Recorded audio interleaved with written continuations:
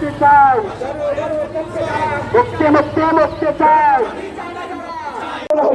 এবং এই নির্বাচনের পরে জনগণের নেতা আমাদের তরুণদের প্রেরণা জননেতা রাশেদ প্রধানের বাসায় মাপবাজির রাজনীতি করা হলো, এটা আমাদের জন্য দুঃখের। সর্বশেষ একটা কথা বলতে চাই, ৭১-এ রক্ত দিয়েছি, স্বাধীনতা পাই নাই। ২৪-এ রক্ত দিয়েছি, মুক্তি মেলেনি। তাহলে কি আমাদের আবার রক্ত দিতে হবে? স্বামী বন্ধু, যদি রক্ত দিতে হয় আপনারা প্রস্তুত আছেন? নন্দীর উপর আক্রমণ করেছিল, পরে সেখান থেকে জনি নন্দীকে অন্যায়ভাবে গ্রেপ্তার করে আজ জেলে রাখা হয়েছে।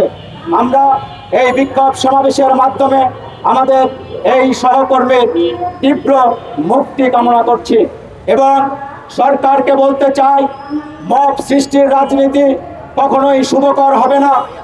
এদেশের মানুষ মুক্তি চায়, সে কারণেই ৫ই আগস্ট বিগত স্বৈরাচার সরকারকে গণ অভ্যুত্থানের মাধ্যমে পতন করতে বাধ্য করেছিল।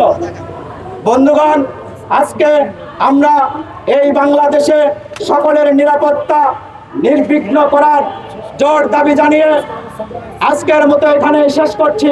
বিজয়ের পথে যাত্রা শুরু, জীবন অথবা মৃত্যু। আসসালামু আলাইকুম।